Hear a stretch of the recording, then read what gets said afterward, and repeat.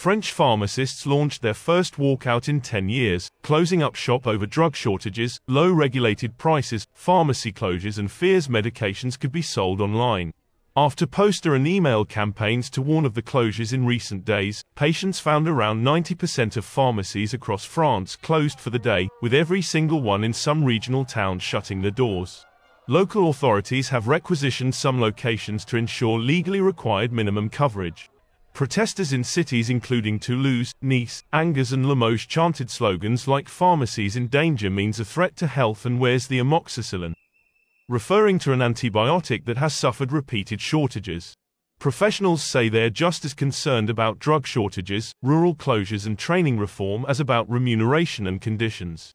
The biggest worry is vanishing pharmacies which face economic hardship in rural areas and sometimes even in towns and cities, said Philippe Besset, president of the FSPF Pharmacists Union Federation. Around 2,000 pharmacies have closed nationwide in 10 years, leaving around 20,000 in operation, trade bodies say. Unions are calling for higher remuneration from next year as inflation blows up their costs, ahead of talks next week with France's National Health Insurance Authority. French pharmacists claim that drug prices in France, which are set by the government, are lower than in neighboring countries, which has generated shortages. Beyond the walkouts, pharmacists plan demonstrations in many towns nationwide as well as a central protest in Paris, where a march will run through the capital's south from the pharmacy school to the economy ministry.